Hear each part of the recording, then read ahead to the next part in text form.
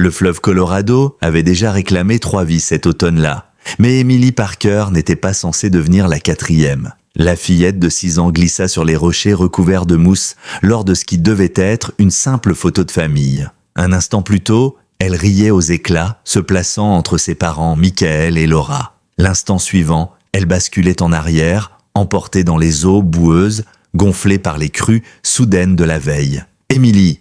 Le cri déchirant de Laura fendit l'air d'octobre, alors que la petite disparaissait sous la surface brune et écumante. Michael se jeta en avant, mais s'arrêta net au bord. Il ne savait pas assez bien nager pour la secourir. Autour, d'autres campeurs criaient, pointant du doigt la silhouette entraînée par le courant.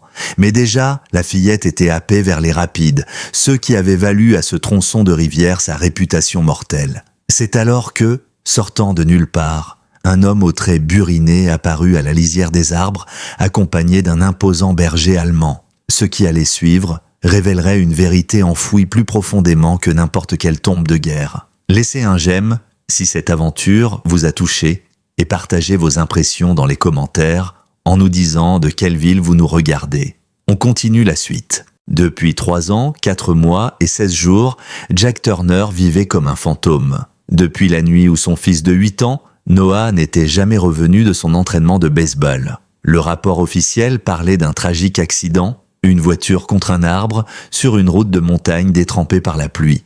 Mais Jack avait appris que parfois, les rapports officiels servaient surtout à masquer plus de vérité qu'ils n'en révélaient. À 52 ans, cet ancien marine n'avait trouvé refuge que dans l'isolement, dans les hautes terres désertiques de l'Arizona, là où le Colorado sculptait depuis des millénaires son passage entre les canyons de roches rouges.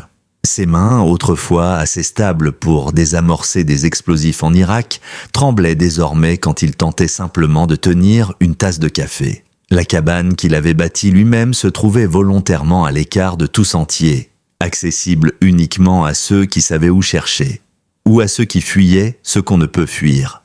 Rex, son berger allemand de 8 ans, était son unique compagnon depuis le début de son exil volontaire. Officiellement, Rex avait été confié à Jack comme chien de thérapie pour ses troubles post-traumatiques, dressé pour le réveiller de ses cauchemars où le visage de Noah revenait sans cesse. Mais certaines choses chez ce chien dépassaient de loin les manuels de thérapie. Il disparaissait parfois plusieurs heures et revenait toujours les pattes couvertes de terre, les yeux brûlants d'une intensité qui laissait deviner qu'il avait trouvé quelque chose.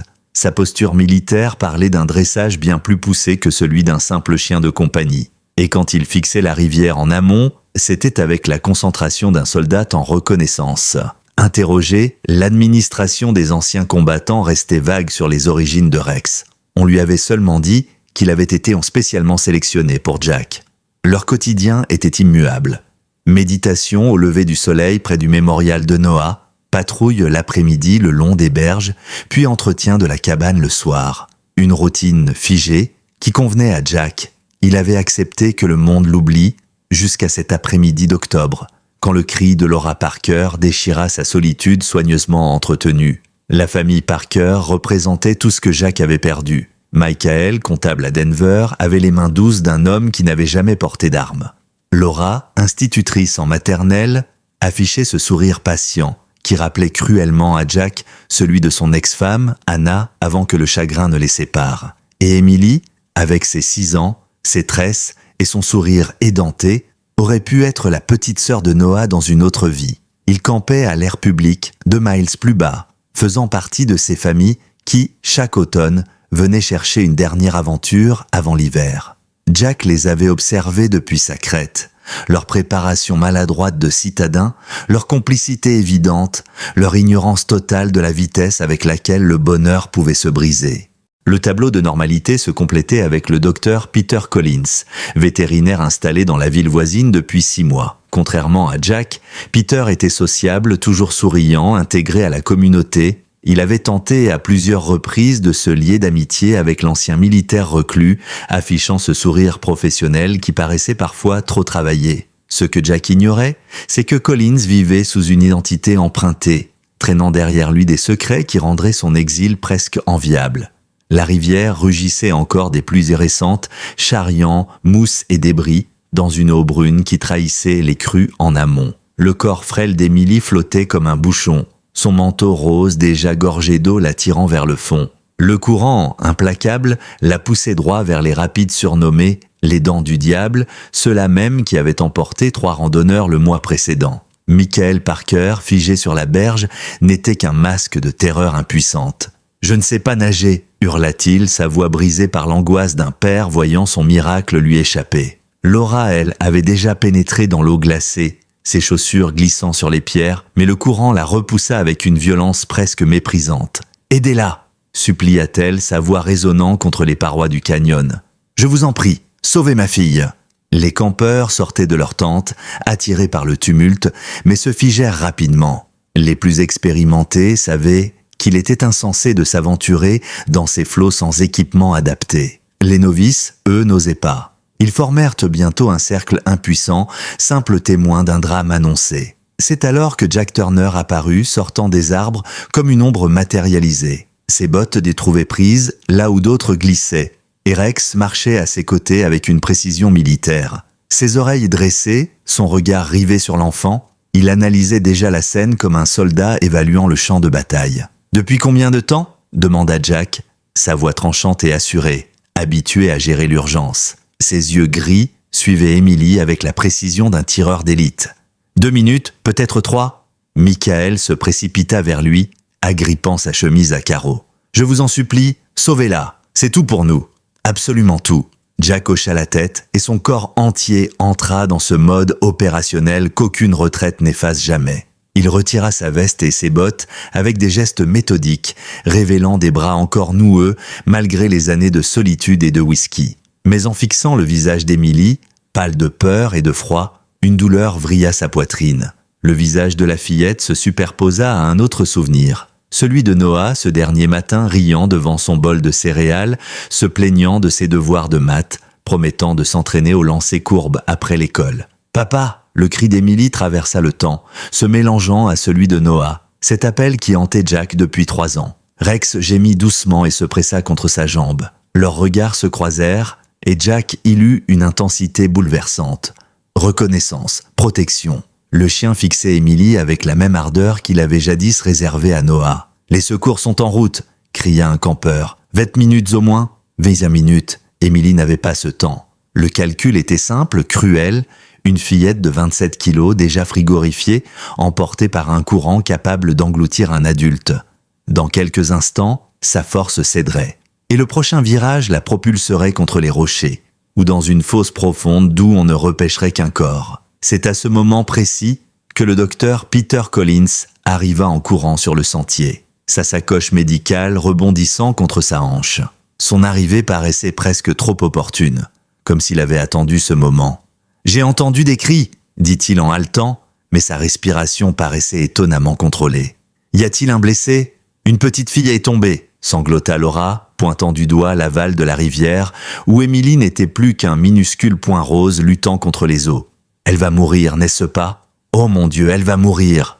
Le regard de Colin se posa sur Jack et un éclair de reconnaissance traversa son visage. « Vous êtes le vétéran qui vit là-haut, en amont, n'est-ce pas ?» dit-il, sa voix teintée d'une étrange nuance. « Jack Turner, j'ai entendu parler de vous. » L'entendre prononcer son nom ainsi glaça Jack. Il ne s'était jamais présenté. Comment pouvait-il le connaître ? Et pourquoi sa présence ressemblait-elle plus à une menace qu'à une aide ? Mais le cri étouffé d'Emily interrompit toute réflexion. Elle perdait déjà sa prise sur le morceau de bois qui la maintenait encore à flot.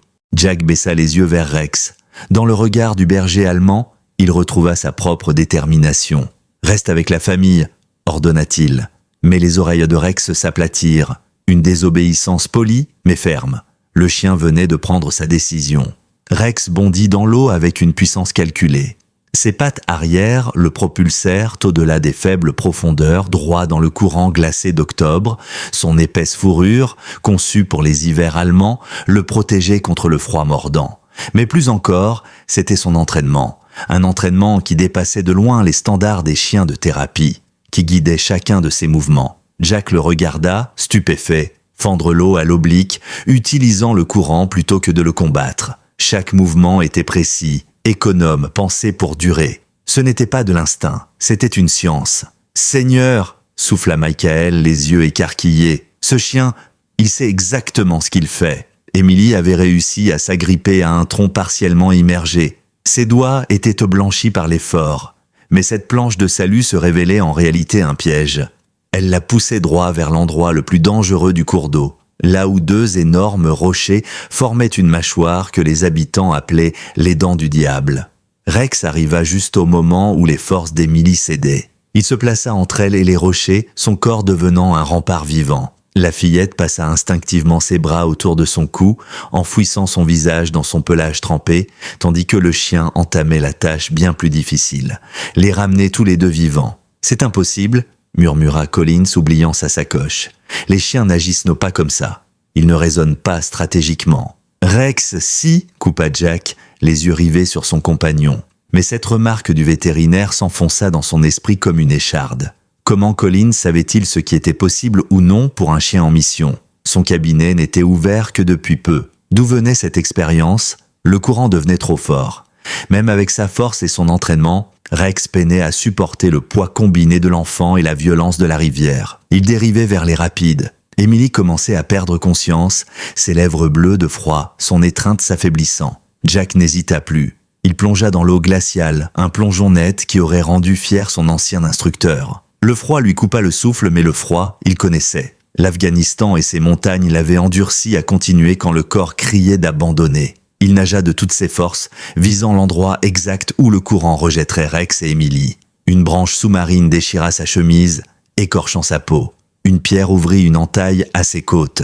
Mais Jack avait survécu à 3 déploiements en zone de guerre. Le Colorado ne l'aurait pas aujourd'hui. Il atteignit Rex et Émilie juste avant les rapides. La fillette était à demi inconsciente, ses lèvres violettes, son souffle irrégulier. Les yeux de Rex brillaient de détermination, mais Jack voyait bien qu'il s'épuisait. Un chien de berger, aussi puissant soit-il, n'était pas fait pour des sauvetages prolongés dans ces eaux. « Je l'ai !» hurla Jack, couvrant le vacarme de la rivière. Il prit Émilie dans ses bras. Elle paraissait si légère, fragile comme un oiseau. Ses paupières battirent, ses yeux s'ouvrirent difficilement. « Est-ce que tu es un ange ?» balbutia-t-elle, grelottante. Cette question frappa Jack en plein cœur. Noah lui avait demandé la même chose des années plus tôt, en proie à une forte fièvre. L'écho menaçait de l'immobiliser, mais il se ressaisit. L'urgence ne laissait pas de place au passé. Homme et chien se synchronisèrent sans un mot. Jack nagea vers un amas de rochers qui formait une sortie possible. Rex se plaça de manière à pousser Émilie tandis que Jack tirait de toutes ses forces. Leur coordination tenait de l'instinct partagé, forgé par la douleur et la confiance. Ils atteignirent l'abri de fortune avec à peine 10 secondes d'avance sur la mort. Jack hissa Émilie hors de l'eau, la coucha sur la pierre humide et entreprit immédiatement de vérifier ses signes vitaux. Rex, lui, se secoua, puis se plaça face au courant, en sentinelle. Émilie respirait encore, mais sa température chutait dangereusement. Elle avait besoin de soins urgents, de chaleur, d'un hôpital. Jack entama des compressions pour stimuler sa circulation, ses réflexes militaires reprenant le dessus. « Elle respire !» cria Laura depuis l'autre rive, suivie par les campeurs. « Elle est vivante !» répondit Jack. Mais au fond, l'inquiétude le rongeait. Son pouls était faible, sa peau cireuse, les premiers signes d'une hypothermie sévère. C'est alors que Collins réapparut plus vite qu'on aurait cru possible. Il s'agenouilla, sa sacoche déjà ouverte, dévoilant du matériel bien plus complet que celui d'un vétérinaire de campagne. « Laissez-moi l'examiner, j'ai de l'expérience médicale. » Mais Rex grogna, bas et profond, se plaçant entre Émilie et lui. C'était un grognement différent, pas seulement protecteur, un avertissement. « Qu'est-ce qu'il a, votre chien ?» demanda Collins, d'un ton où perçait quelque chose d'inquiétant. Jack sentit ses instincts militaires se réveiller d'un coup. Ses yeux s'attardèrent sur Collins. Ses mains étaient trop propres pour quelqu'un qui avait soi-disant couru à travers la boue. Ses bottes ne portaient aucune trace du terrain accidenté. Et sa respiration, toujours régulière, pas celle d'un homme qui venait de courir un demi-mile. Chaque détail formait un tableau inquiétant. Pendant que Jack continuait ses gestes de premier secours, son cerveau d'ancien soldat cataloguait ses anomalies. Émilie reprenait un souffle plus régulier, mais le malaise montait. « Votre chien n'a pas l'air de m'apprécier », observa Collins d'un ton faussement léger. « Parfois, les animaux sentent des choses que nous ignorons. » Une phrase en apparence banale, mais qui sonnait comme un sous-entendu. Jack serra Émilie plus fort contre lui, remarquant que Rex s'était instinctivement placé de manière à le protéger lui aussi. Le berger allemand, dans sa posture alerte, ressemblait moins à un chien de compagnie qu'à un soldat en mission. « Comment êtes-vous arrivé si vite ?» demanda Jack, son regard gris fixé sur Collins. « Les cris ont commencé il y a 10 minutes et vous vivez en ville. » Le sourire du vétérinaire tressaillit. « J'étais déjà dans le coin, je surveillais des animaux sauvages malades en amont. Probablement un empoisonnement, vous savez ce que c'est. » Jack ne savait pas. Son excuse sonnait trop préparée. Un vétérinaire en pleine randonnée, avec une sacoche remplie de matériel pour humains, trop commode. Émilie bougea faiblement dans ses bras, ses yeux s'ouvrant davantage. « Froid ?» murmura-t-elle, agrippant sa chemise. Une image traversa l'esprit de Jack. Noah, un matin d'octobre, se plaignant du gel sur le chemin de l'école. Le souvenir le lacéra, mais il tint bon. « Il faut l'emmener à l'hôpital », dit-il fermement. « Elle est stable, mais ça peut dégénérer vite. » Collins hocha la tête trop vite. « Bien sûr, j'ai mon camion juste sur le sentier. » Encore une coïncidence qui sonnait faux. Sur l'autre rive, Michael et Laura faisaient les 100 pas, incapables de traverser, rongés par la peur. D'autres campeurs tentaient de les réconforter, apportant couvertures et thermos. Émilie, elle, tourna faiblement la tête vers eux et murmura « Maman !» assez fort pour se faire entendre. « On est là, chérie !» hurla Laura, sa voix brisée de larmes. « Tu vas t'en sortir, le gentil monsieur et son chien t'ont sauvé. » Mais quelque chose dans ce moment, au lieu d'apporter de la chaleur, troubla Jack. Le profil d'Émilie, son expression, elle lui rappelait quelqu'un. Une ressemblance trop précise pour être ignorée. Collins prit les devants vers le sentier, insistant pour qu'il se dépêche. Mais Rex ne cessait de jeter des regards entre Émilie et le vétérinaire, incapable de décider qui nécessitait le plus de vigilance. Son agitation grandissait, et Jack sentit son propre instinct s'accorder à celui du chien. Un danger approchait. « Est-ce que votre chien est toujours aussi protecteur ?» demanda Collins, d'un ton neutre, mais où perçait une curiosité mal dissimulée. « On dirait qu'il a reçu un sérieux entraînement. Militaire, non ?» Jack se raidit. La plupart des gens supposaient qu'un chien de thérapie venait d'un programme civil. Rarement quelqu'un posait directement la question de son passé militaire. « Il a de bons instincts », répondit-il évasivement. Mais son esprit s'emballa. Plus les minutes passaient, plus les incohérences autour de ce vétérinaire s'accumulaient.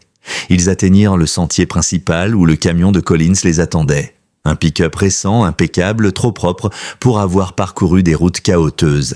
À travers la vitre, Jack aperçut quelques instruments vétérinaires, mais disposés de façon presque décorative, pas comme ceux d'un praticien de terrain. Émilie pesait lourd dans ses bras, non pas à cause de son poids réel, mais parce que chaque tremblement de son petit corps vibrait jusque dans son cœur. Elle murmurait des mots indistincts dans lesquels Jack crut distinguer papa, peur, et un nom qui le frappa de plein fouet, Noah. C'était impossible. Comment pouvait-elle connaître ce nom ? La douleur dans sa poitrine se fit plus vive. Trop de coïncidences, trop de ressemblances. Collins ouvrit la portière passager. « Posez-la là, faites attention à sa tête, l'hypothermie peut causer des délires, les enfants disent parfois des choses étranges. » Encore une explication commode, comme pour détourner l'attention. Jack hésita, tenant Émilie contre lui. Rex, collé à sa jambe, refusait d'avancer. Son pelage trempé dégoulinait, mais ses yeux fixaient Collins avec une intensité farouche. C'est alors qu'Émilie ouvrit pleinement les yeux. Son regard se planta droit dans celui de Collins.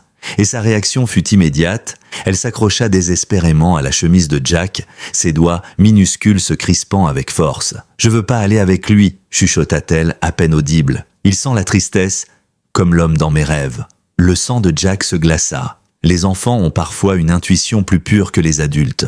Et là, les paroles d'Émilie rejoignaient l'attitude de Rex.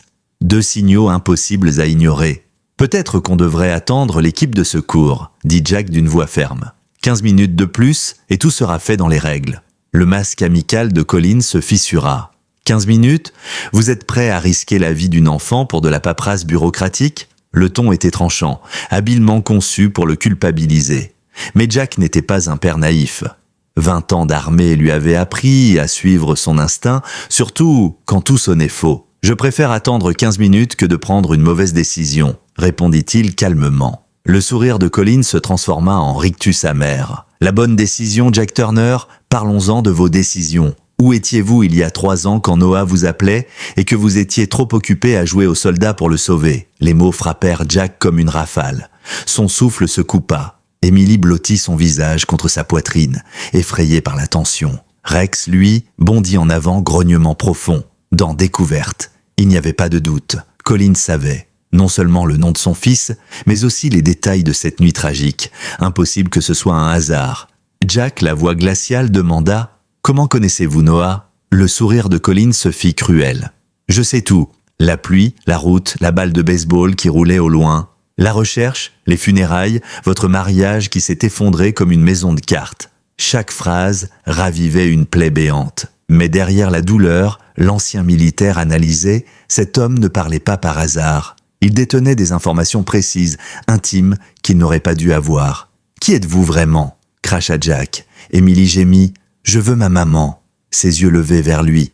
Mais ce qu'il vit dans ses prunelles le paralysa. La même teinte vert clair que celle d'Anna, son ex-femme, les mêmes yeux qu'avait Noah. Collins, lui, éclata d'un rire amer. « Tu commences à comprendre, hein ?» Rex se plaça entre Jack et Collins, prêt à bondir. Le chien n'avait plus l'allure d'un compagnon, mais d'un soldat prêt à attaquer. La vérité frappa Jack de plein fouet. Brutal. Collins n'était pas un simple vétérinaire. C'était l'homme au volant cette nuit-là. Le conducteur ivre qui avait fauché Noah. Celui qui avait détruit sa famille et qui avait disparu en se forgeant une nouvelle identité.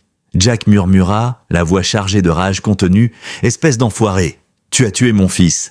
La sacoche de Collins tomba, laissant échapper plusieurs seringues qui roulèrent dans la poussière. Mais au lieu d'un sourire triomphant, son visage afficha un mélange de désespoir et de remords. « Je n'ai jamais voulu ça, dit-il d'une voix brisée. J'avais bu 2, peut-être 3 verres ce soir-là. La route était trempée, le virage traître. Noah, il a couru sur la chaussée en poursuivant sa balle de baseball. Le détail le cloua sur place. Le rapport de police avait mentionné cette balle retrouvée 30 pieds au plus loin. Une pièce du puzzle qui n'avait jamais fait sens. « Tu l'as laissé là ?» dit Jack d'un ton meurtrier. « Mon fils de 8 ans, tu l'as abandonné. » Collins secoua la tête frénétiquement. « Non !»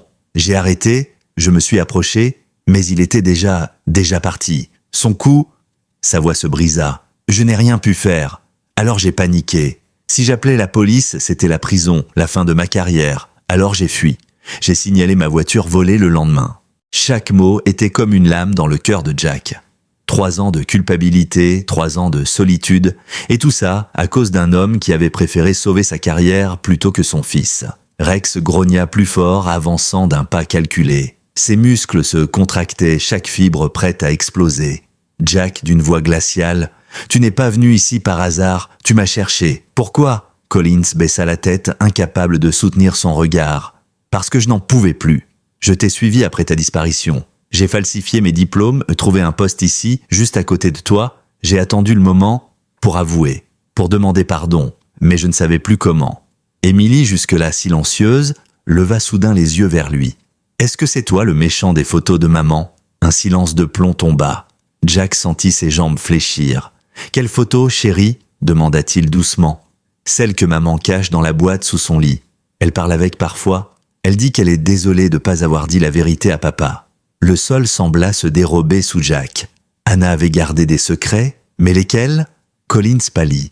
Son regard se posa sur Émilie, incrédule. « Quel âge a-t-elle » murmura-t-il. « 6 ans, répondit Jack sans réfléchir. Puis il réalisa. Noah était mort 3 ans plus tôt. Émilie avait 6 ans. L'équation était impossible. Sauf si... Mon Dieu, souffla Collins. C'est ta fille. Anna était enceinte. Et tu ne l'as jamais su. Jack baissa les yeux vers Émilie. Chaque détail devenait évident. La fossette au menton, la mèche rebelle, cette lueur dans les yeux. Elle n'était pas seulement une ressemblance. Elle était son sang. Émilie murmura, avec une innocence déchirante. Maman a dit que mon vrai papa est parti au ciel avec Noah. Tout s'effondra d'un coup. Anna avait porté cet enfant en secret. Elle l'avait confié à une autre famille. Et lui n'avait jamais su. Le choc faisait trembler Jack. Sa gorge s'asséchait. Son souffle devenait court. Émilie, sa fille, la chair de sa chair. Anna avait choisi de le lui cacher, d'élever cet enfant loin de lui, de la confier au Parker comme s'il lui n'existait plus. Mais pourquoi ? Collins, le visage ravagé par la culpabilité, continua. Anna était terrifiée. Elle pensait que si tu voyais ce bébé, tu la détesterais. Elle croyait que tu ne verrais en Émilie qu'un rappel de Noah, un rappel insupportable. Alors elle l'a confié au Parker, pensant qu'il pourrait lui donner une vie normale, loin de toi, loin du drame. Jack serra Émilie contre lui, incapable de lâcher son regard. Chaque geste de cette petite fille lui rappelait Noé. Mais désormais, il voyait plus.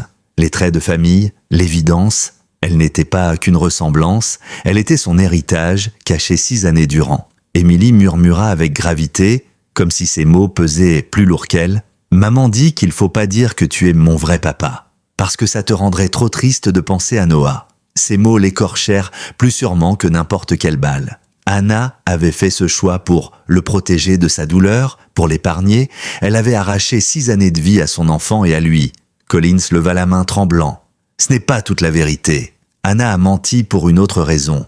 Elle avait peur que tu découvres ce qui s'est vraiment passé la nuit de l'accident. » Jack le fixa, ses yeux d'acier brûlants de suspicion. « Qu'est-ce que tu racontes ?» Le vétérinaire déglutit, ses mots se bousculant. Noah n'était pas seul, Jack. Anna était là. Elle avait emmené Émilie, bébé, pour rencontrer son frère. Elle voulait que Noah soit le premier à savoir, mais quelque chose a effrayé l'enfant. Il a couru derrière sa balle, droit sur la route. Anna était trop loin, avec le bébé dans les bras, pour le retenir. Un voile se leva dans l'esprit de Jack. L'image était si claire qu'elle lui serra la poitrine. Anna, angoissée mais joyeuse, Noah riant avec sa balle de baseball, Émilie gigotant dans ses bras de nourrisson, puis l'horreur. Noah courant vers la route, les phares de Collins surgissant dans la pluie. « Elle a tout vu », poursuivit Collins, sa voix brisée. « Elle a vu ma voiture heurter ton fils. Elle m'a vu m'arrêter, me pencher sur lui, puis repartir. Elle a gardé ce secret pour te protéger, pour protéger Émilie. Elle s'est jurée de ne jamais révéler que c'était moi. » Des voix s'élevèrent en amont. Les secours approchaient. Les Parker avaient trouvé un passage pour traverser. L'instant intime de révélation allait exploser en plein jour, sous les yeux de tous. Collins, paniqué, insista. « Jack, il y a autre chose. Anna craignait que si tu voyais Émilie grandir, tu fasses le lien. Son visage ressemble trop à celui de Noé. Tu aurais compris qu'elle était là ce soir-là et tu aurais exigé la vérité. Elle n'a pas seulement voulu t'épargner, elle a voulu s'épargner elle-même. » Jack resta figé, le cœur tambourinant. Les secours déboulèrent enfin. Pompiers, secouristes, David et Laura Parker accourant, les yeux fous d'inquiétude. La bulle éclata. « Émilie !» cria Laura courant vers sa fille. L'enfant leva faiblement la main mais resta accroché à Jack. « Je veux pas partir. Je veux rester avec mon vrai papa. » Le silence qui suivit fut brutal. Laura s'arrêta net, les larmes aux yeux. David, livide, vacilla comme si le sol s'ouvrait sous lui. Les secouristes s'activèrent, recouvrant Émilie de couverture, installant une perfusion, parlant d'hypothermie et de transport urgent. Jack déposa doucement sa fille dans les bras des médecins, mais ses doigts tremblaient en la lâchant. Elle tendit encore la main vers lui, ses lèvres murmurant « Papa !» Rachel Parker, Laura dans la version modifiée, éclata en sanglots. Elle avait élevé cet enfant 6 ans durant, et en une seule journée, une vérité cachée menaçait de tout lui enlever. Collins lui restait en retrait, le visage creusé. Rex ne le quittait pas des yeux, un grondement sourd vibrant encore dans sa gorge. La confusion monta d'un cran quand Émilie, sous l'effet de la fatigue et du froid, lâcha d'une voix fragile « C'est lui, le méchant des photos !» Elle pointa un doigt tremblant vers Collins.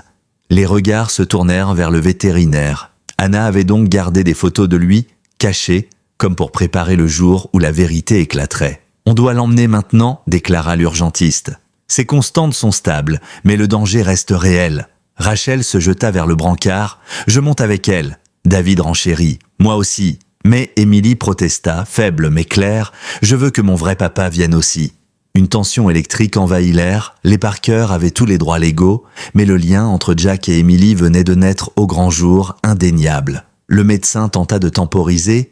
Il n'y a pas assez de place pour tout le monde dans l'ambulance. Il faudra choisir. Collins, opportuniste, intervint. « Jack peut venir avec moi, je le conduirai à l'hôpital. » Sa voix tremblait d'une urgence trouble.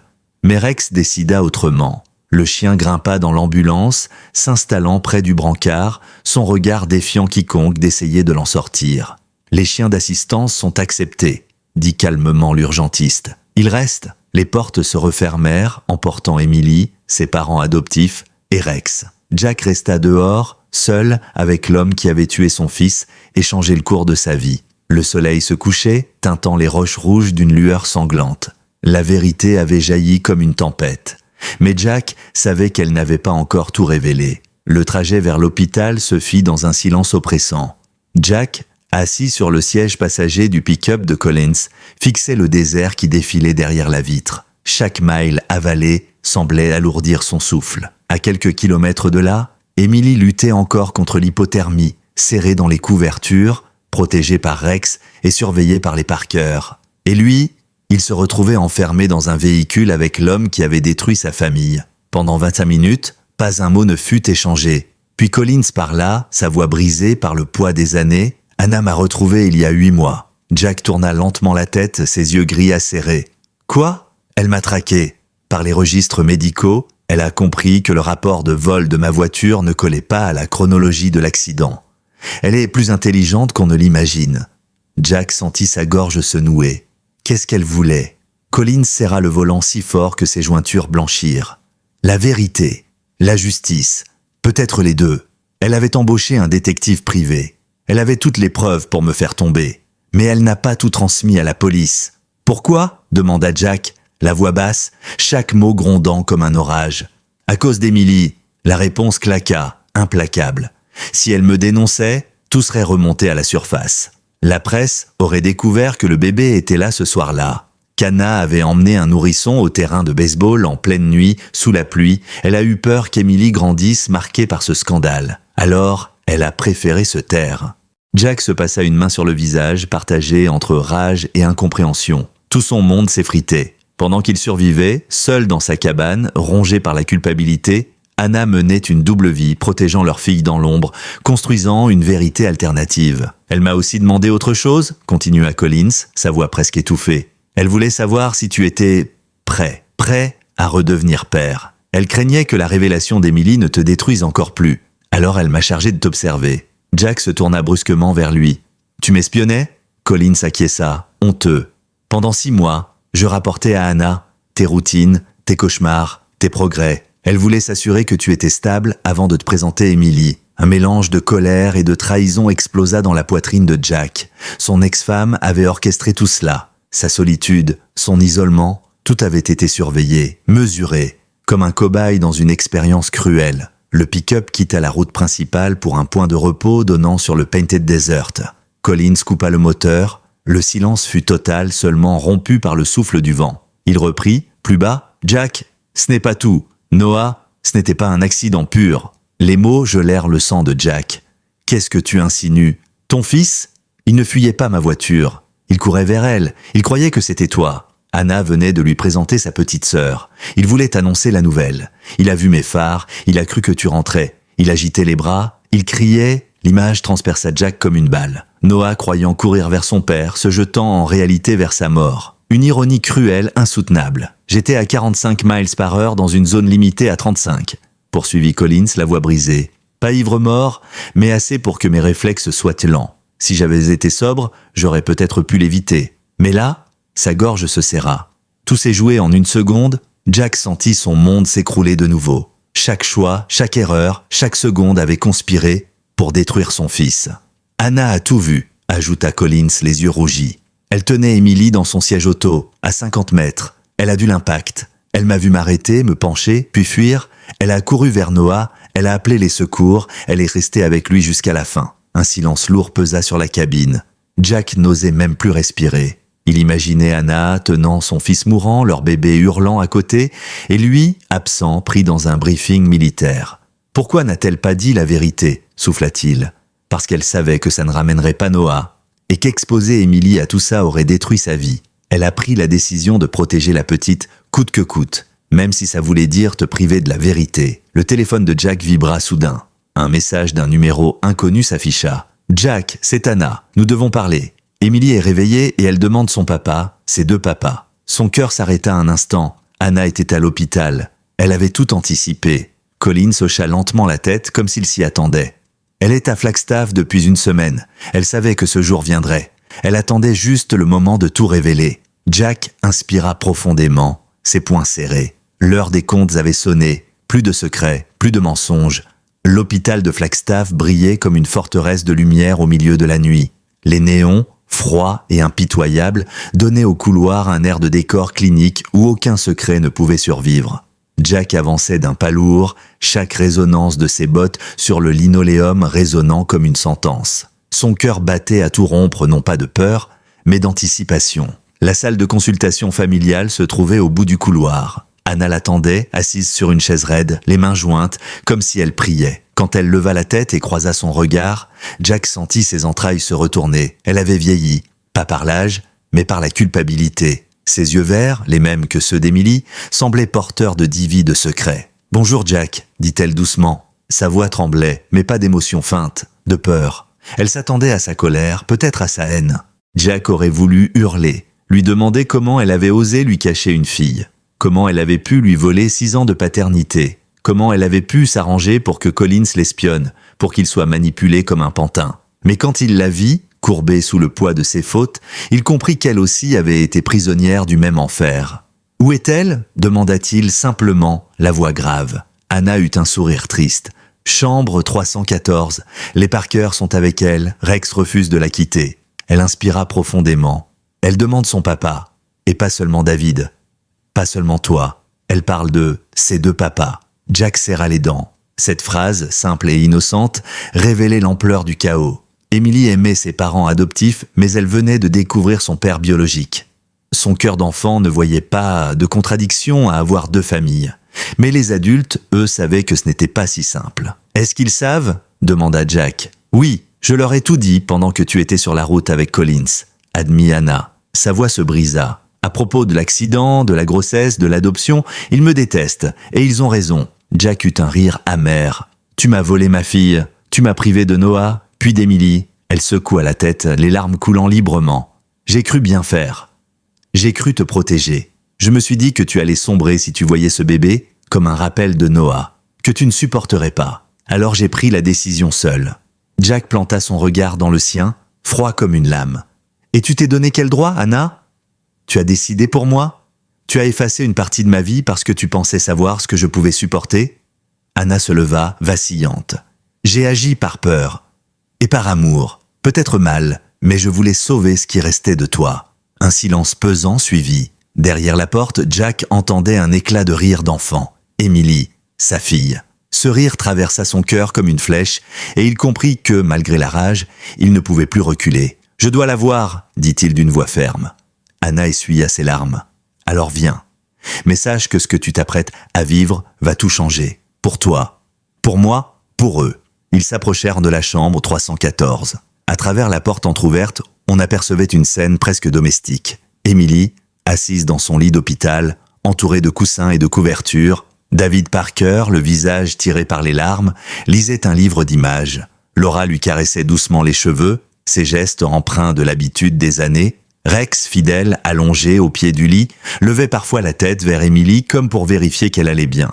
Jack posa une main hésitante sur la poignée. Avant d'entrer, Anna murmura « Elle est incroyable. Elle allait ton entêtement, ton sourire. Et le cœur de Noah. » Il ouvrit la porte. « Papa !» La voix claire d'Emily fendit l'air comme une cloche. Elle tendit les bras vers lui, oubliant le livre, oubliant tout. Pour elle, il n'y avait aucune hésitation. Elle savait. Elle avait toujours su. Jack s'avança, les jambes tremblantes. Il s'assit au bord du lit, et Emily se jeta contre lui. Il la serra, respirant son odeur de savon hospitalier, sentant la chaleur revenir peu à peu dans son petit corps. Et il pleura. Des larmes silencieuses, brûlantes, qui coulaient sur son visage marqué. David Parker pose son livre, les mains tremblantes. Ses yeux rougis fixaient cette scène avec une douleur infinie. Laura détourna le regard, ses épaules secouées de sanglots. Le silence qui suivit fut brisé par Emily elle-même. « Est-ce que je peux avoir 2 papas ? Comme Emma dans ma classe qui a 2 mamans ?» La question désarma tout le monde. Les adultes, englués dans la complexité légale et morale, se retrouvaient face à l'évidence pure et simple de l'amour d'une enfant. David inspira profondément, puis dit d'une voix rauque « Tu peux avoir tout l'amour du monde, Emily, et ça ne s'arrête pas à 2 parents. » Laura hocha la tête, même si ses larmes continuaient de couler. « Tu seras toujours notre petite fille. » Rien ne changera ça. Jack, lui, posa sa main sur la joue de sa fille. « Et tu seras toujours la mienne aussi. » Anna, restée près de la porte, observait cette scène avec un mélange de douleur et de soulagement. Le mensonge s'était effondré, mais l'amour avait survécu. Puis Jack parla, la voix ferme mais douce. « Emily, est-ce que tu veux que je te parle de ton grand frère, Noah ?» Les yeux de la petite s'illuminèrent. « Oui, c'est lui le garçon sur les photos ? Celui qui est avec toi et maman ?» Jack hocha la tête, sa gorge serrée. « Oui, il était ton frère. Il était courageux, drôle, et il aurait adoré avoir une petite sœur comme toi. Il aimait les chiens ? demanda-t-elle, regardant Rex. Jack sourit faiblement. Il les adorait. Il aurait dit que Rex est un ange envoyé pour veiller sur nous. À ces mots, Rex agita la queue et posa sa tête sur le lit comme pour confirmer. Un instant suspendu enveloppa la pièce. Malgré la douleur, malgré les révélations, une vérité éclatante s'imposait. Cette petite fille avait su rassembler deux familles, un passé brisé et un avenir incertain simplement par la force de son amour. Mais la réalité allait bientôt rattraper tout le monde. Un coup discret retentit à la porte. La docteure Patricia Williams entra, dossier en main. Son regard balaya la pièce, enregistrant la tension et les larmes. « Bonne nouvelle », dit-elle d'une voix professionnelle. « Les constantes d'Émilie sont stables. Sa température est revenue à la normale. Elle pourra sortir demain matin. » Le mot « maison » fit flotter un silence étrange. « Maison ? Mais laquelle ? Chez les Parker, qui l'avaient élevée, ou chez Jack, son père biologique, ou quelque part entre les deux, une terre inconnue où il faudrait inventer une nouvelle définition de la famille. Laura brisa le silence, s'adressant à la docteure. « Que va-t-il se passer légalement ?» La médecin soupira. « Les services sociaux devront être saisis. Pour l'instant, Émilie sera confiée à ses tuteurs légaux, les Parker. Mais vu les circonstances, une enquête sera ouverte. » Jack sentit un étau lui broyer la poitrine. Il venait de retrouver sa fille, mais il n'avait aucun droit légal sur elle. Émilie, elle, leva les yeux, innocente et décidée. « Mais je veux que mon vrai papa vienne avec moi, juste le temps que les grands décident. » Anna posa la main sur l'épaule de Jack. « Peut-être qu'on devrait l'écouter, juste pour l'instant. » David et Laura échangèrent un long regard. Finalement, David dit « Nous avons une chambre d'amis. Si Jack veut rester quelque temps, ce sera mieux pour Émilie. » C'était une offrande d'une générosité immense malgré la douleur, une ouverture vers quelque chose de nouveau. Jack acquiesça. « Merci. » Émilie tapa dans ses mains, ravie. Et Rex vient aussi, parce qu'il est de la famille maintenant. Tous les regards se tournèrent vers le berger allemand qui sembla sourire, ses yeux brillants d'une sagesse insondable. Pour la première fois depuis des années, Jack sentit une brèche dans les murs de son cœur. Peut-être que, malgré la tragédie, un avenir était encore possible. Le lendemain matin, le soleil baignait la ville de Flagstaff d'une lumière dorée. Dans la chambre 314, Émilie riait doucement en tressant une mèche de la fourrure de Rex, qui tolérait l'exercice avec une patience quasi surnaturelle. Jack, assis près du lit, observait la scène avec un mélange de tendresse et de douleur. Il n'arrivait toujours pas à croire que cet enfant, son enfant, avait grandi sans lui pendant si longues années. La porte s'ouvrit. David et Laura Parker entrèrent, visiblement épuisés, mais plus calmes que la veille. Anna suivait, les traits tirés. Puis un homme en costume sombre apparut, un représentant des services sociaux accompagné d'une assistante. L'air dans la chambre se figea. « Bonjour », dit l'homme d'une voix professionnelle. « Je suis monsieur Harris, du service de protection de l'enfance. Compte tenu des circonstances exceptionnelles, nous devons clarifier la situation légale d'Émilie. » Émilie releva la tête, son rire s'éteignant aussitôt. Son regard se posa d'abord sur Jack, puis sur les Parker, puis sur sa mère. Elle comprenait déjà que quelque chose de sérieux se jouait. Monsieur Harris poursuivit. « Émilie est légalement adoptée par David et Laura Parker. Ce sont ses tuteurs officiels. Cependant, des informations récentes indiquent que monsieur Jack Turner est son père biologique. Une enquête de filiation sera ouverte. » Jack serra les poings. Chaque mot sonnait comme une barrière. Mais il se force au calme. « Je veux seulement être présent pour elle. Je ne vais pas l'arracher à ceux qui l'ont élevée. » Laura, les yeux rougis, parla avec une sincérité poignante. « Nous l'aimons comme si elle était née de nous. Mais nous ne pouvons pas nier ce que nous avons vu hier. » Émilie a reconnu Jack. Elle l'a senti avant même qu'on le lui dise. David hocha la tête, même si chaque mot semblait lui arracher un morceau de cœur. « Nous voulons ce qu'il y a de mieux pour elle. Mais nous avons peur de la perdre. » Anna, restée silencieuse jusque-là, s'avança. Sa voix tremblait. « C'est moi qui ai créé ce chaos. J'ai caché la vérité. J'ai privé Jack de sa fille et j'ai menti au Parker. Si quelqu'un doit être blâmé, c'est moi. Mais Émilie, elle mérite de connaître toute sa famille. » Un silence lourd suivit. Émilie, confuse, leva les yeux vers les adultes. « Je veux pas que vous vous disputiez. Je veux vous avoir tous. » Ces mots simples frappèrent plus fort que n'importe quel discours. Harris échangea un regard avec son assistante, puis soupira. En attendant l'enquête, Émilie restera chez les Parker, mais monsieur Turner sera autorisé à passer du temps avec elle. Il serait préférable qu'il reste à proximité. Émilie battit des mains, soulagée. « Alors il vient à la maison avec moi ?» Laura ferma les yeux, incapable de retenir ses larmes. « Oui, ma chérie. » La décision apaisa momentanément les tensions, mais Jack savait que l'orage n'était pas terminé. Derrière les procédures légales, il restait une vérité plus sombre, Collins, et le secret de la nuit où Noah avait trouvé la mort. Plus tard dans la journée, alors qu'Emily dormait paisiblement, Jack sortit dans le couloir. Collins l'attendait, assis sur une chaise, son sac médical posé à ses pieds. Il avait l'air plus vieux, écrasé par son propre fardeau. « Je vais me livrer à la police ce soir, dit-il sans détour. Je ne peux plus porter ça seul. » Jack resta impassible. « Tu crois que ça effacera ce que tu as fait ?» Collins secoua la tête. « Non, mais ça donnera à Noah la justice qu'il mérite et ça libérera Emily de ce secret empoisonné. » Jack avança d'un pas, Rex surgissant de l'ombre pour se placer à ses côtés. Ses yeux fixèrent Collins comme de lames. « Si tu crois que je vais te pardonner, tu te trompes, mais je ne t'empêcherai pas de dire la vérité. » Collins baissa la tête. « Je ne demande pas ton pardon. Je ne le mérite pas. » Anna rejoignit alors les deux hommes. Sa voix était rauque, brisée par les nuées blanches. « Sam, si tu fais ça, tout sera révélé. Mon rôle, mes mensonges, tout. C'est déjà révélé, Anna, répondit Collins, son ton étrangement doux. Emily a mis le doigt dessus hier. Les secrets n'ont plus de place. Jack les observa, le cœur serré. Il savait que l'heure de vérité approchait. Le tribunal, la police, les services sociaux, tout allait se télescoper. Mais avant cela, il fallait une confrontation. Le soir même, ils furent réunis dans une petite salle de l'hôpital. Jack, Anna, Collins, les Parker et Monsieur Harris. Emily dormait à l'étage, Rex veillant sur elle comme un soldat fidèle. Collins prit la parole le premier, la voix tremblante. « 3 ans que je porte ce poids, j'étais au volant, j'avais bu. Pas assez pour perdre connaissance, mais assez pour être lent. Noah a couru vers ma voiture en pensant que c'était son père. Je l'ai percuté. J'ai paniqué. J'ai fui. » Un silence glacial envahit la salle. David Parker posa sa main sur celle de Laura. Anna baissa la tête, incapable de soutenir le regard de Jack. « J'ai vu, » murmura Anna. « J'ai vu Noah tomber, j'ai couru vers lui.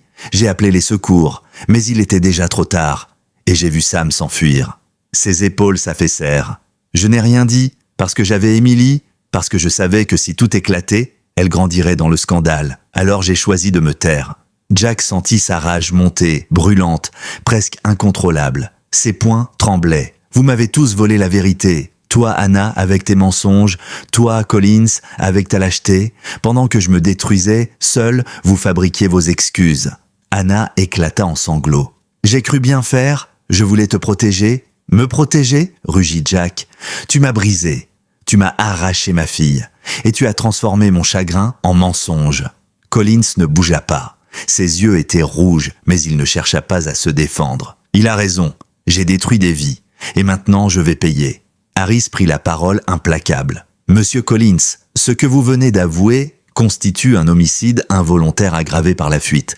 La police sera prévenue immédiatement. » Collins hocha la tête. « Je le sais. » Jack se détourna, tremblant, ses yeux se posant sur la fenêtre derrière laquelle brillait la lune. Il aurait voulu que la justice, la vraie, puisse ramener Noah. Mais rien ne le ferait. Pourtant, derrière cette douleur, une certitude se frayait un chemin.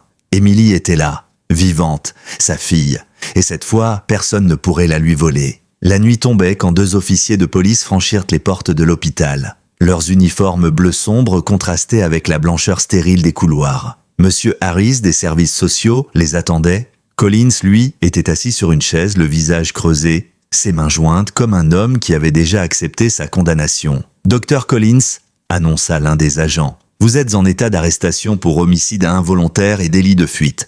Vous avez le droit de garder le silence. » Collins se leva sans résister. Son regard croisa celui de Jack une dernière fois. Pas un mot ne fut échangé. Mais dans ses yeux, Jack lut un mélange d'excuses, de lâcheté et d'un étrange soulagement, comme si la vérité, même tardive, avait enfin libéré un prisonnier. Les menottes claquèrent. Collins fut conduit hors du bâtiment, laissant derrière lui un vide étrange. Dans la petite salle, Zana restait figée, ses mains tremblantes serrées contre elle. Jack, debout, fixait le sol comme s'il pouvait encore entendre l'écho des pas qui s'éloignaient. David et Laura Parker s'étaient rapprochés l'un de l'autre, leur douleur partagée silencieusement. Monsieur Harris reprit la parole, brisant le silence. Maintenant que les aveux sont enregistrés, une procédure judiciaire suivra son cours. Mais nous devons aussi aborder le futur d'Emily. Jack releva brusquement la tête. Émilie restera avec moi. Elle est ma fille. Laura inspira profondément, ses yeux pleins de larmes. Elle est aussi la nôtre, Jack. Nous l'avons bercée, soignée, aimée depuis son premier jour. Elle nous appelle maman et papa depuis qu'elle sait parler.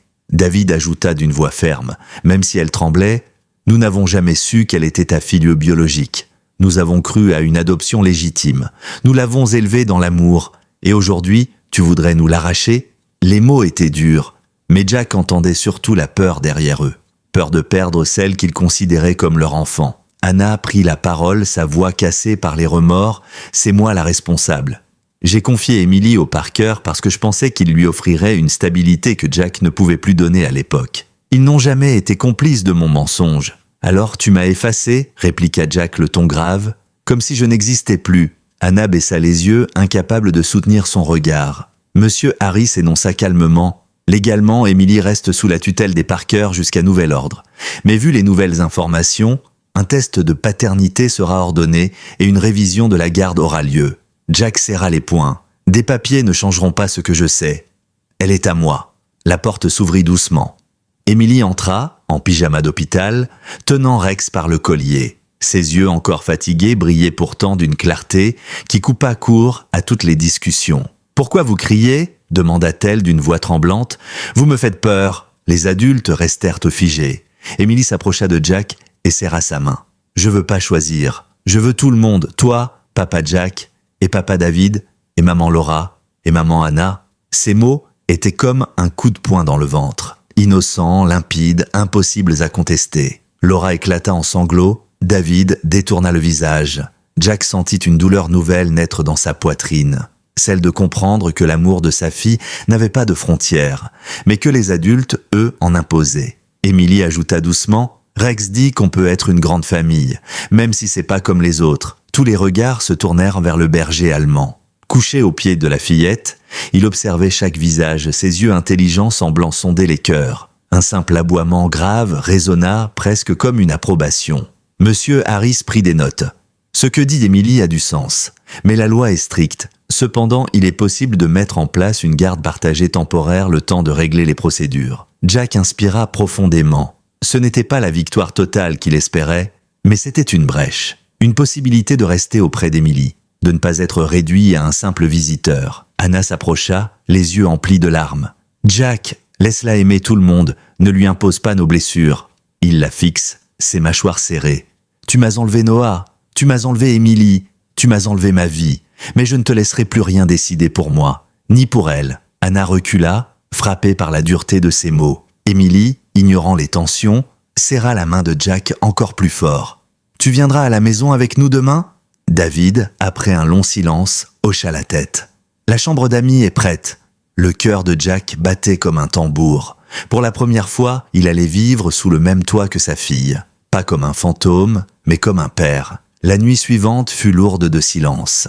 Jack resta éveillé dans la petite chambre qu'on lui avait assignée à l'hôpital, pensant à Noah, à Émilie, à Anna. Chaque souvenir, chaque regret, chaque mensonge pesait sur lui. Mais au milieu de ce chaos, une vérité nouvelle brillait. Il n'était plus seul. Au matin, l'hôpital donna son accord pour la sortie d'Émilie. La fillette, vêtue d'un manteau rose trop grand pour elle, serrait la main de Jack d'un côté, celle de Laura de l'autre. David portait son sac. Anna suivait en silence. Rex, fier et imposant, ouvrait la marche. Un spectacle étrange, une famille éclatée, rapiécée, avançant malgré tout ensemble, mais Jack savait que ce n'était que le début. Les tribunaux, les services sociaux, la douleur encore vive de chacun, tout restait à affronter. Pourtant, quand Émilie leva les yeux vers lui et dit simplement « Papa, on rentre à la maison ?» il sut qu'il avait enfin trouvé la sienne. La route vers la maison des Parker fut silencieuse. Émilie s'était endormie à l'arrière, blottie contre Rex qui, comme toujours, veillait sur elle avec une loyauté inébranlable. David conduisait, le regard fixé sur l'asphalte. Laura, assise à côté de lui, jetait de temps à autre un coup d'œil dans le rétroviseur, ses yeux rougis, mais pleins de tendresse. Jack, sur la banquette arrière, observait sa fille dormir. Chaque respiration calme lui rappelait qu'elle était bien vivante, qu'il n'avait plus à craindre de la perdre. Pourtant, son cœur restait lourd, il savait que le plus difficile ne faisait que commencer. La maison des Parker, nichée dans un quartier résidentiel calme, avait tout de la demeure familiale idéale. Le jardin décoré de jouets, les dessins d'enfants collés aux fenêtres, l'odeur de biscuits encore chauds, Jack fut frappé par un pincement au cœur. Pendant 6 ans, sa fille avait grandi dans ce cocon sans lui. Emily se réveilla juste au moment où David coupa le moteur. Ses yeux s'illuminèrent en voyant la maison. « On est rentré !» s'exclama-t-elle, serrant la main de Jack. « Viens, papa, je vais te montrer ma chambre. » Laura se figea à cette phrase, mais un sourire douloureux passa malgré tout sur ses lèvres. Elle comprenait que le lien entre Emily et Jack était déjà trop fort pour être ignoré. À l'intérieur, Emily courut vers sa chambre, tirant Jack par la main. Rex trottait derrière comme un garde du corps personnel. La chambre était un univers de petites filles, des poupées, des dessins maladroits punaisés au mur, un lit couvert de peluches. Emily grimpa dessus, attrapa une boîte en carton sous son oreiller et la tendit à Jack. « C'est la boîte secrète de maman Anna », chuchota-t-elle. « Elle m'a dit de jamais la montrer, mais je veux que tu la vois. » Jack ouvrit lentement la boîte. À l'intérieur, des photos en noir et blanc, froissées par les années. Lui et Noah souriant devant un terrain de baseball. Anna, enceinte, le regard perdu vers l'objectif. Et une photo d'un bébé nouveau-né, Emily. Ses traits déjà reconnaissables, ses yeux grands ouverts, Jack sentit ses mains trembler. Des années de mensonges, mais aussi d'amour caché, venaient de se révéler. Anna avait conservé ces images, incapable de les brûler, mais trop effrayée pour les partager.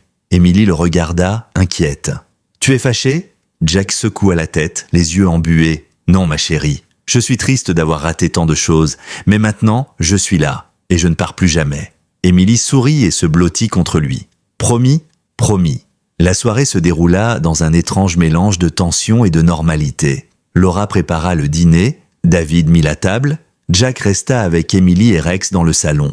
Les regards échangés entre adultes portaient encore les cicatrices de la veille, mais une volonté silencieuse se dessinait, celle de préserver l'équilibre fragile d'Emily. Après avoir couché la petite, David invita Jack sur la terrasse. Le silence nocturne les enveloppa. « Je ne vais pas te mentir, » dit David, sa voix grave. « Cette situation me tue. J'ai peur de perdre ma fille. » Jack hocha lentement la tête. « Et moi, j'ai peur de ne jamais la récupérer vraiment. » Ils se regardèrent, deux pères blessés mais liés par l'amour d'une même enfant. « Alors on doit faire un choix, » conclut David. « Pas pour nous, pour elle. » Un long silence suivit. Puis Jack répondit « Emily n'a pas à choisir entre nous. Elle peut nous avoir tous. Mais je ne reculerai plus, je veux être son père. » David serra la mâchoire, puis tendit la main. « Alors faisons-le ensemble. » Jack hésita une seconde, puis serra cette main. Le pacte était scellé. Au fil des semaines, les services sociaux mirent en place une garde provisoire partagée. Les rendez-vous au tribunal s'annonçaient longs et compliqués. Mais Emily semblait s'adapter avec une étonnante résilience. Elle parlait fièrement à ses camarades de classe de sa grande famille, de maman, de papa et un chien héros. Rex, quant à lui, continuait de surprendre tout le monde. Il suivait Emily à l'école, s'asseyait sagement devant la classe jusqu'à la sortie et grognait chaque fois qu'un inconnu s'approchait trop brusquement. Les enseignants plaisantaient en disant que la fillette avait son propre ange gardien à 4 pattes. Mais Jack savait que ce n'était pas une blague. Rex n'était pas un chien ordinaire. Ses yeux parfois semblaient refléter une conscience presque humaine. Un soir, alors qu'Emily dormait, Jack sortit avec Rex dans le jardin. Le ciel étoilé s'étendait au-dessus d'eux. Il posa la main sur la tête du berger allemand. « Tu savais, pas vrai ?» murmura-t-il. « Tu savais qu'elle était à moi. Tu savais que j'avais encore une raison de me battre. » Rex leva les yeux vers lui et émit un simple aboiement grave comme une confirmation. Jack sourit faiblement. Pour la première fois depuis des années, il se sentit en paix. Les blessures ne disparaîtraient jamais. Noah resterait une cicatrice éternelle. Anna devrait vivre avec ses choix. Les Parker devraient accepter de partager. Et lui, Jack, devrait apprendre à être père après tant d'années d'absence. Mais Emily, par son innocence, avait déjà accompli un miracle. Unir des êtres déchirés par la douleur. Dans son lit, la petite bougea dans son sommeil, murmurant un mot clair malgré ses rêves. « Papa !» Jack leva les yeux vers les étoiles. « Je t'ai entendu, Noah. Je prends soin d'elle, je te le jure. » Et tandis que Rex veillait sur la maison, Jack comprit enfin que parfois, les familles les plus belles naissaient du chaos, que la vérité, même dévastatrice, pouvait être le point de départ d'une nouvelle vie, et que l'amour, quand il était partagé, ne se divisaient jamais, ils se multipliaient. Cette histoire nous rappelle que la vérité finit toujours par remonter à la surface, que les secrets les mieux gardés se brisent face à l'innocence d'un enfant. Elle nous rappelle surtout que la famille n'est pas seulement une question de sang ou de loi, mais de choix, de courage et de pardon. Qu'en pensez-vous? Avez-vous déjà vécu une situation où un secret de famille a tout bouleversé, mais a fini par rassembler plutôt que diviser? Partagez votre histoire dans les commentaires et souvenez-vous, parfois les anges ont des crocs et une queue qui remue.